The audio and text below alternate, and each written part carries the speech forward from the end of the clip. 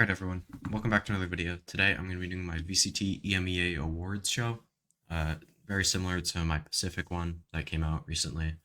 I'm just going to go through my Rookie of the Year pick, like my MVPs and all that kind of stuff, including the Coach of the Year, uh, all in this video, and just kind of explaining why I think that, and kind of giving props to these players that have been performing very well or above expectations. So if you guys enjoy, make sure to leave a like and subscribe. Really helps me out. And yeah, let's get right into it.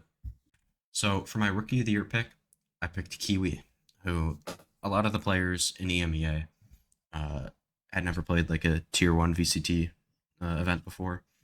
Like even like the group stage of EMEA last year, but Kiwi was one of those players, and I think he was by far the best out of them. I mean, there's not too much explanation needed here. He was the main reason Foot were able to make it into playoffs and kind of have a chance at making Tokyo as of when I'm recording this.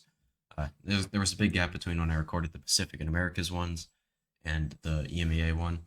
Uh, so I guess I don't know why that would matter though, because it's entirely based off the regular season. Like it doesn't matter what they do in the playoffs, but still, Kiwi between lock-in, I mean, which was really where I noticed him for the first time. He dominated 100 Thieves, but then he came in, uh, really helped this team in their like first 4 weeks, kind of winning these games in their insane form, like almost beating Liquid. And then they beat Vitality when Vitality was looking good. And they beat Koi when Koi was like a middle of the pack team after beating Navi week one. And then they lose two not very close games against two very good teams at the time. Beat Carmine Core when Carmine Core stopped trolling like really hard, I guess. I mean, I think that was the first game that Carmine Core played bad, and uh, but then they played decent against Navi. Nothing too crazy here.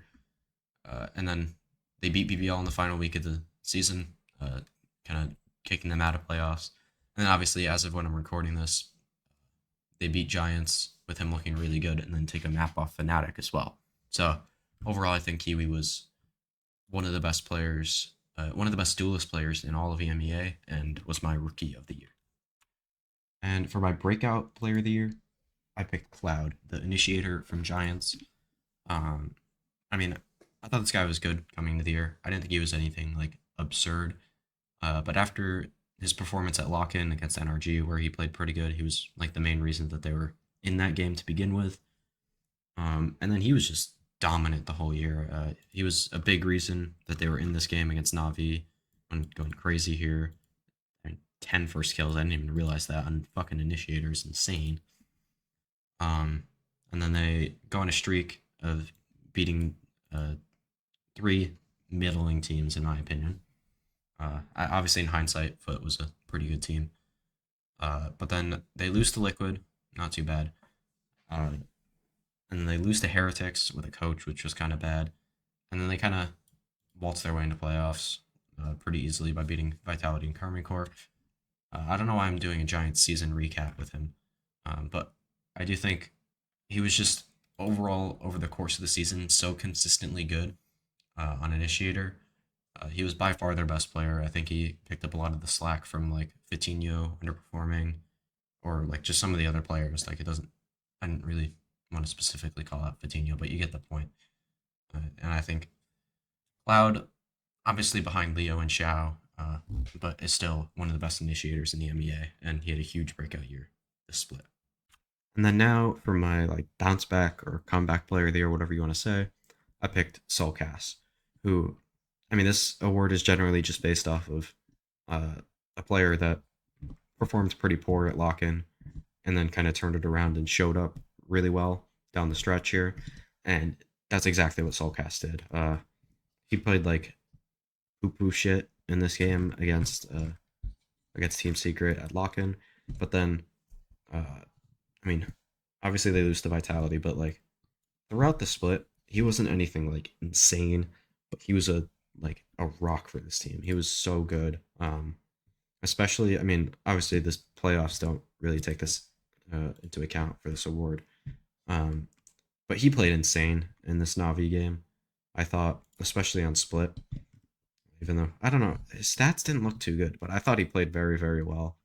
Uh, he didn't play too amazingly this split, but I thought he played a lot better than Lock-in, and there's definitely a bigger gap between his Lock-in play and his split play than really anybody else had in the EMEA. It was kind of just chalk standard, except for like maybe you could say like Safe or Yampy or Redgar or something, but Redgar did not play well in the split. He was kind of trolling in terms of an individual level, so I went with Soulcast.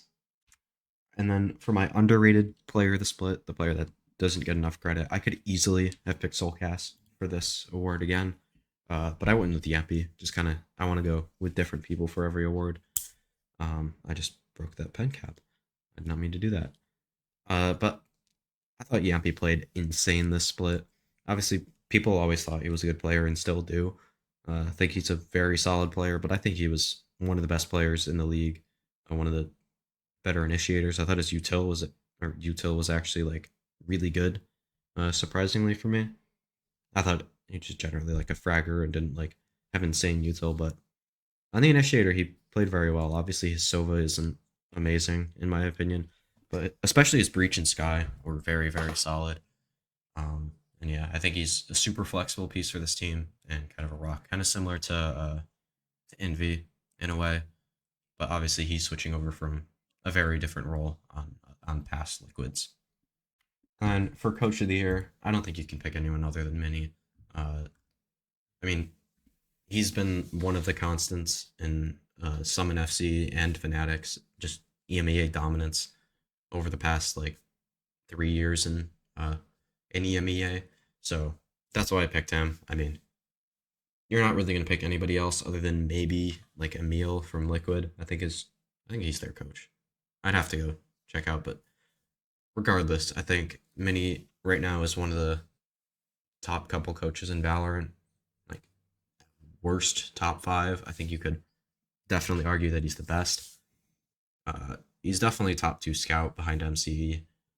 But regardless, I think this award really couldn't go to anyone other than Mini, leading Fnatic to a 9-0 split and to Tokyo at this point. But yeah, I had to go with Mini here.